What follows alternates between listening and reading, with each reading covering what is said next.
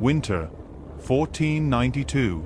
Dawn breaks over the snow-covered ridges of the Sierra Nevada, casting a pale light across the last surviving Muslim kingdom in Europe.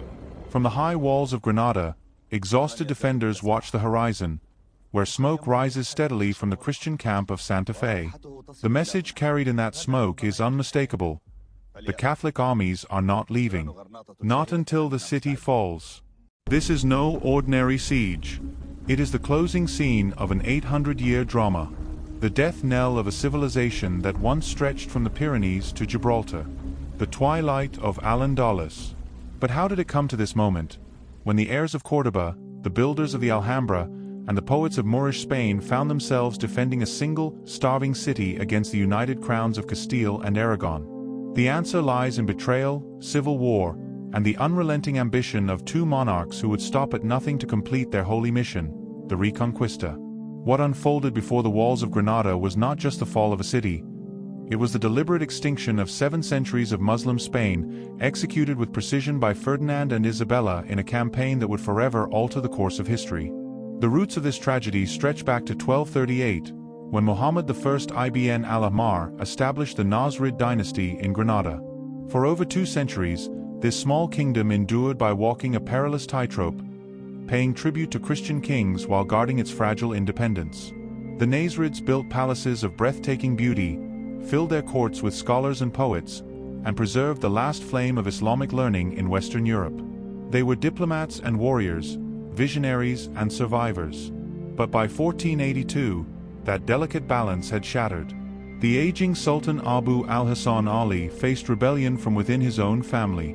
His son, Muhammad XII, known to the Christians as Boabdil, rose in revolt. It was more than a family quarrel. It was a civil war that would gift Ferdinand and Isabella the opportunity they had long awaited. The spark came from a gesture of defiance. In 1481, when Castilian envoys arrived demanding the annual tribute, Sultan Abu al-Hasan replied that the mint of Granada no longer struck gold, but steel. Those words sealed his kingdom's fate. The Catholic monarchs seized upon this as the perfect pretext for war. And so began the Granada campaign, not a mere conquest, but a crusade aimed at total submission and the absolute erasure of Islamic rule from Iberia. Their strategy was revolutionary. The Christians brought with them new weapons, artillery of terrifying power, cannons capable of tearing down walls that had withstood centuries of siege. Towns that once might have resisted for years fell in weeks beneath relentless bombardment. While Granada clung to medieval tactics, Ferdinand and Isabella wielded the technology of a new age. Meanwhile, inside the kingdom, father and son tore each other apart. Boabdil, supported by the powerful Abencerrages family, seized the Alhambra in 1482 and declared himself sultan. Abu al-Hasan fled to Malaga, splitting what little strength remained. Ferdinand, ever the opportunist, watched the chaos unfold.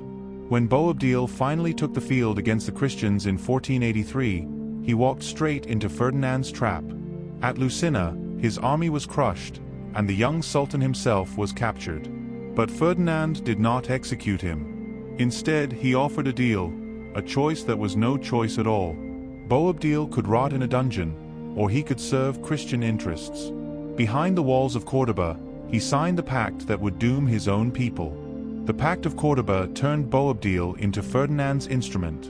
In return for Christian backing, he agreed to wage war on his uncle, Muhammad al-Zagal, who had seized power after Abu al-Hasan's death. It was a brilliant move, divide and conquer. Ferdinand had weaponized Granada's own royal bloodline. Al-Zagal, called the Valiant, proved a far more capable leader than either his brother or his nephew. He fought ferociously, organizing defenses and winning several hard-fought victories. But he faced impossible odds, Ferdinand's armies on one side, and Boabdil's Christian-funded betrayal on the other. The tragedy of Granada's final decade was not simply defeat, it was disunity. While Christian artillery reduced fortress after fortress, Muslim soldiers killed one another in the name of rival sultans. Cities that might have held for months fell in days. And through it all, Ferdinand played his psychological game, making every Christian triumph appear as a Muslim betrayal. When Malaga fell in 1487 after a brutal siege, its defenders cursed Boabdil for abandoning them. When Baza surrendered in 1489, it was his emissaries who signed the terms. Isabella, meanwhile, transformed the campaign into a divine mission. The war for Granada became a holy crusade. She rode to the front herself, blessing cannons, addressing soldiers, offering communion before battle. To the armies of Castile and Aragon, this was no longer about territory. It was about the soul of Spain. The Queen's presence electrified the troops. Here was the monarch who had united kingdoms, reformed the church, and expelled the Jews from her realm. Now she promised paradise to those who died for God and glory to those who lived to see victory. By 1490, Alzagel's resistance finally broke. Exhausted, betrayed, and outnumbered, he surrendered his lands in exchange for safe passage to North Africa. Granada was left with only its capital and a few mountain strongholds. Boabdil, at last, was sole ruler, but of little more than a dying ember. In desperation, he renounced his vassalage to Ferdinand, declaring independence. Perhaps he finally saw that the Christians would never tolerate a Muslim puppet. Perhaps he simply chose to die as a sultan rather than live as a traitor. Whatever his reasons, the die was cast. Ferdinand and Isabella had been preparing for this moment. In the spring of 1491, as wildflowers spread across Andalusia, the great army assembled. More than 80,000 men, knights, pikemen, gunners, and engineers, marched on Granada. Their banners filled the plains, their armor flashing beneath the sun. This was not just the army of Spain, it was Christian Europe's collective vengeance, 8 centuries in the making. Genoese crossbowmen, Swiss mercenaries, Castilian knights, all marched beneath the cross. And at their center rolled the great bombards, the engines of destruction that would finish what centuries of crusades had begun. Ferdinand had learned from every campaign before this. There would be no retreat for winter, no truce, no mercy. The siege would continue until Granada was his. From the city walls, the sight was overwhelming. The Christian camp stretched endlessly, a white sea of tents and smoke. The steady clang of hammers echoed across the valley as siege towers rose and cannons were positioned. Yet what came next was even more terrifying. Ferdinand ordered his men not to attack, but to build. Day by day, the defenders watched in horror as their enemies constructed not a camp, but a city. Streets were marked in perfect grids. Stone foundations laid. Markets, churches, even homes appeared. Within weeks, the settlement was thriving, a permanent town named Santa Fe, meaning Holy Faith. From the walls of Granada, Boabdil's soldiers could see Christian families moving in, children playing in the dust, merchants trading goods, priests holding mass. It was a chilling vision of the future. This is what Granada would become when it fell. Arabic would vanish. The call to prayer would be replaced by church bells. Santa Fe was both promise and warning, a living prophecy of the city's fate. Inside Granada, the situation grew unbearable. The capital, once home to 200,000 souls, now strained under a flood of refugees from fallen towns. Hunger set in. Then starvation. The Christians controlled every road and mountain pass. Supplies ran out. Mothers watched their children waste away. Even the royal granaries were nearly empty. The Abencerrages and other noble families turned on one another, arguing over whether to surrender or fight to the last. Rumors of betrayal swept the city. Guards whispered of bribed officials. Spies traded secrets for gold.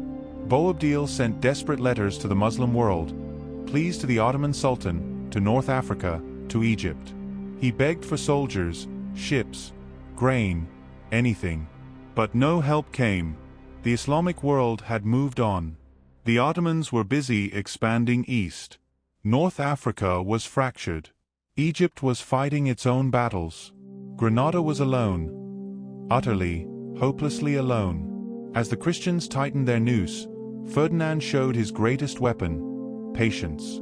Each passing day drained the defenders while strengthening his siege.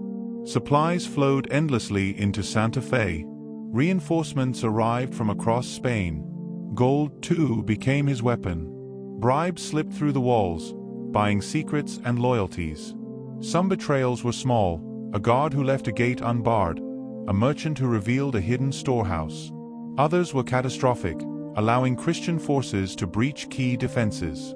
By autumn of 1491, Isabella herself arrived at Santa Fe.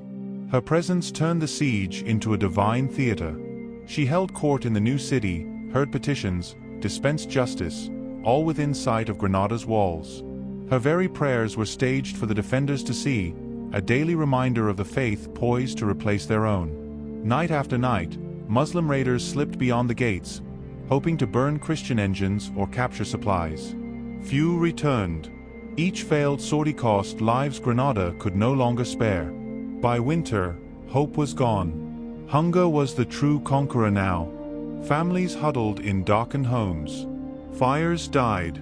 Markets lay empty. In the Albazan quarter, whispers of surrender spread like smoke. Even in the mosques, sermons of holy war faded into prayers for mercy. Boabdil himself aged visibly, his youthful defiance turned to haunted silence. Each day he stood on the Alhambra's ramparts, staring across the valley toward Santa Fe, watching smoke curl from Christian hearths. His mother, Arixa, who had once urged him to seize the throne, now begged him to end the suffering. The end was near, and everyone knew it. By November of 1491, even the proudest defenders of Granada began to accept what had once been unthinkable: the city could not be saved. The wells still ran, but the people were starving. The walls still stood, but the spirit within them was broken. So began the final negotiations. Under the cover of darkness, messengers slipped between Granada and Santa Fe, emissaries carrying not weapons, but words that would decide the fate of an entire civilization. Boabdil's representatives, weary men who had watched their kingdom crumble stone by stone, sat across from Ferdinand's envoys in torchlit chambers. The tone of the talks made one thing painfully clear: this was not a discussion between equals. It was a negotiation between conqueror and conquered. Ferdinand's first demands were predictably harsh: complete surrender of the city and all its territories, recognition of Christian sovereignty, and compensation for years of rebellion. Yet, as discussions dragged on, something unexpected happened.